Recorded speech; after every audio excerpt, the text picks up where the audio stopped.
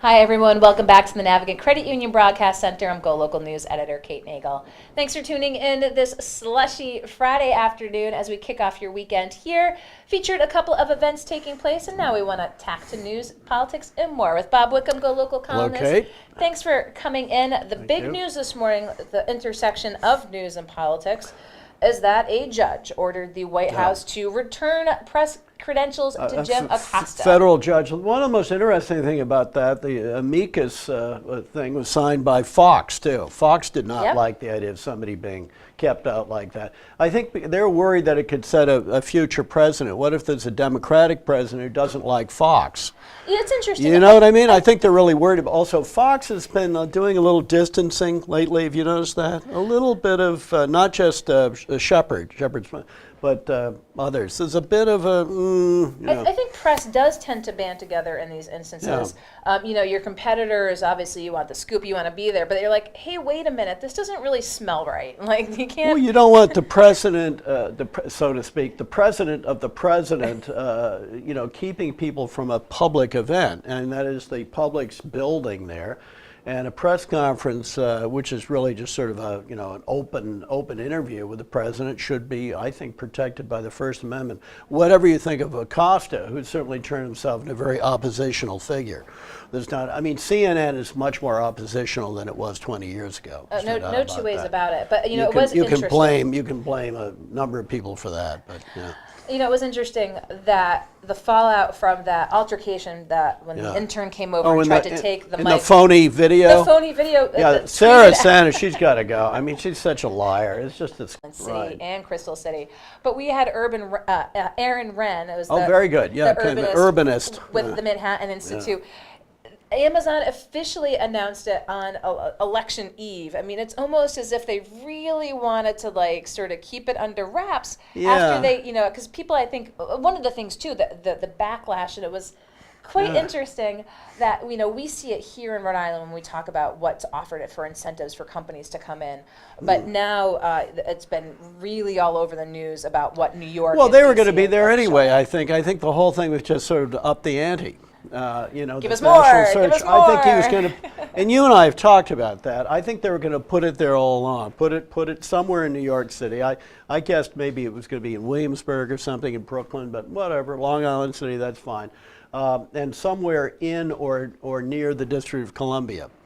And there's a lot of vacant space apparently still in Crystal City, right across the Potomac from the Washington Post, which Jeff Bezos owns. How convenient. And you look at, there are a lot of techies in the area, especially Northern Virginia, a lot of tech people. And it's one of the places that Amazon can go to and not totally overwhelm them. Yeah. Even though I think the traffic on the Beltway is going to get to be even more exciting. I've definitely seen a lot of. We've been on it. You and I have been on the Beltway with 4-hour gridlock. So I think it's my view and many others that they had chosen these two places a long time ago. They wanted to get market information. And do some playing off. Raise the price, get the bribe higher.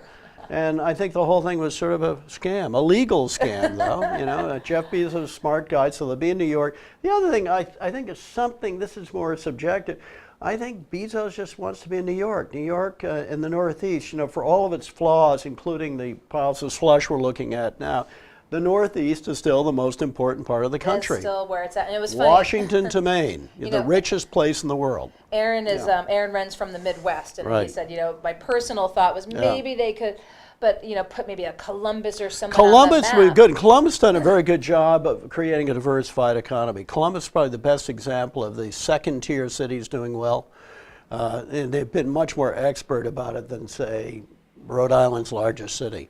Well, he made the point, it's just further proof that the coasts sort of, rule the economy here, with, Chicago being sort of the aberration. But he said, tech. And of course that's sort of the coast. That's the North Coast. Right. But what he said, what happens to sort of the middle of America, and he talked about the sort of stratification continuing to occur, that the big cities get bigger, the New Yorks and the Bostons, and whether the Columbuses and the Providences. Yeah. Well, Columbus done okay. I think there've been some. They realized there can only be a second second rank thing. Providence is actually, the situation for Providence is slightly more complicated because it's sort of part of Boston and New York. I mean, it's a megalopolis. Columbus is not really, Columbus isn't even particularly well attached to Cleveland. And so Providence, in their, they're pitching themselves, they have to pitch themselves as sort of a nodule on what you might call a 250-mile long city. So it's a little bit different, and it's the roads, the trains, the planes, everything going up and down the northeast corridor. So it's a little bit different, which puts Providence in a position to skim off some of the business, graphic design, for example. They could get some Amazon stuff. I'd be very surprised if some of those Amazonians end up in Providence. Not a lot, few hundred. Amazonians. But They could end up here, but let's talk about some news that was released this week. It was the GDP numbers from Q1 to Q2 for 18. Bad. Rhode Island tied for third worst at 2.8. Who was worst? I should have checked that out. Delaware. Delaware, rich state. New Mexico. You can see that, poor state. Now I'm 3 for 4. Delaware, that's interesting. We talked with I used to work there, about the implications of this, and Len Ladaro at URI, who always calls it as he sees it. You know how he terms Rhode Island, philo, first in, last out. Right. He was apprehensive that this could be some indications, because not just these numbers from Q1 to Q2, but Q1 and Q4 of 2017 with Rhode Island being down. He says that brings the baseline down, so you're already dealing with a lower baseline to begin with when you're looking at these numbers. Could it presage a national recession? With Rhode Island being first and last out, he said, Rhode Island tends to be about 12 to 13 months ahead of the rest of the economy. I think, Len is very good. I know Len. He's very, very accurate, very predictable, and I think he's sort of bipartisan. He just looks at the numbers. I think the problem with Rhode Island continues to be they've still never recovered from their far too long dependence on old line factories, old line manufacturing, textile plants, and so on. The other thing is they're too dependent on low-wage service jobs. Healthcare, restaurants. We love restaurants and all that, but very few people are going to get rich waiting on tables. That is. For sure. So, Len always, as he says, we need more due diligence. And it was interesting. I had the speaker here in the studio this week. And actually, I brought up Len Ladaro's most recent current conditions index. And the speaker said, I like to sit down with Len every so often and sort of pick his brain. And Len just continues to say we need more comprehensive due diligence outside of the realm of people who are going to tell you what you want to hear. You mean due diligence in economic development? Economic development and what we should do to recruit companies, that sort of thing? Those types of things, and not necessarily not inside government, not inside the Congress. And rather complicated, should the minimum wage here be forced to be as high as Massachusetts? The trouble is Massachusetts is a richer place, so I wonder about that. The speaker was on this morning on the public radio. He was talking about, well, it should be somewhere between Connecticut and Massachusetts, but Connecticut, mostly because of Fairfield County, is richer than Rhode Island. That's true. How much can the local, how do I put this, the structure of the economy take a higher minimum wage?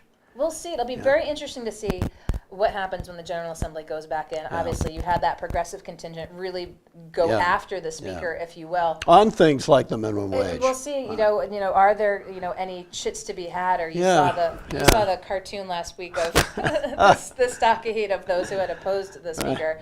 It will be interesting to see moving forward. But that's a little far ahead. Let's talk about what's on tap for this weekend. Obviously, I sort of deconstruct a bit more the Amazon thing. Talk about that. There was a little story that I think may have been first reported by Go Local about SAT scores down. I think the explanation there is more people are taking them. That means that sort of implies more poor people, more kids from less privileged backgrounds. They aren't going to do as well. I think that the state had weighed in on that. We've had more. There's more participation. It's not. So you get a wider socioeconomic. It's not unsurprising that folks who might not have taken it before. But the key question is waiting on the most recent standardized test results, which were not released prior to the election. They said they're incorporating it in a bigger look. Now, out in Oregon, that was a big campaign issue for Kate Brown when she said her director of their Department of Education were not going to release them before, and they got forced to do so. It didn't end up happening. Didn't someone here. sue to get them released? Public record? It might have been the press pressure, but they did turn it, and they did release them. So it's a new set of tests. It's akin to the ones up in Massachusetts. So it's not what we have been taking the previous year. And Massachusetts is inspiring. And the public schools in Massachusetts, in many places, were not very good up to 25 years ago. But you have to give credit to bipartisan effort by Bill, going back to Bill Well and so on. Now, arguably, Massachusetts has the best overall public schools in the country, including in rather poor towns too. Sure. Up like North Adams, and you sort of expect the public schools to be very good in the west suburban Boston, Wellesley, Newton. Yeah. In fact, for a long time when I was growing up, I think Newton was considered having the best public schools in America. What else we got on the list here? Well, let me see. We have the Union of Concerned Citizens, who are sort of a lefty, very greeny. They're saying keep the nuclear power plants going. Don't close them, because if you close them, who's going to take up the slack? Fossil fuel. We're going to have to burn more oil, coal, and natural gas. You pro-nuclear? It's an interim, yeah. I think that's basically what they're saying. It's interim, and the wind power is gradually increasing, solar and so on, but it's going to be decades before they take up. They provide all the electricity that fossil fuel is now. Very interesting. So, Well, we always have news, politics, and environment. It's frightening. Well, I also just a couple of things.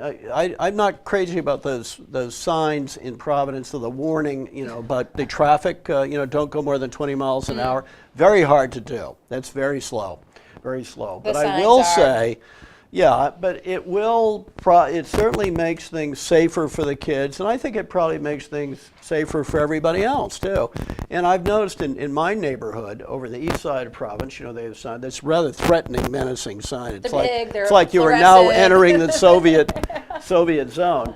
I sort of sense it's made things more relaxed in the neighborhood as people are just sort of schlepping along at 18 miles an hour. Going a little bit slower. And one kind of maybe a silly little seasonal observation, Trinity Square, I think they're too dependent on A Christmas Carol for their income. The other thing is I get the sense every year they go into contortions to make it different.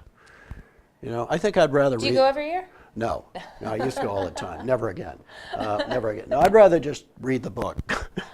Busting out the Dickens. That's where you'll find Bob this weekend. Do we have one more? Sure. Yeah, Melania Trump. There's no reference in the Constitution for First Lady. The duties and the powers and the prerogatives of the First Lady. You talking about the interjection with the staffing? She fired somebody. Yeah, she fired somebody, a deputy national security advisor. Apparently, is utterly obnoxious, even by the standards of the people she's working with, which is extraordinary. I mean, she's been reporting to John Bolton, one of the most detested people in Washington. But I really wish the first ladies would butt out. Maybe in the future, I'd say the first husband, whatever, if that ever happens. Same thing. I'd say the same thing about Hillary Clinton. Very bright, accomplished person. She shouldn't have taken over the health care portfolio. Well, she wasn't elected, nor did she undergo the advice and consent of the Senate. Keep the official functions official, apparently, right. is So, what you're saying here. I love her hat. Melania's hats are great, and, she speaks fluent Slovenian. I mean, but, there are limits.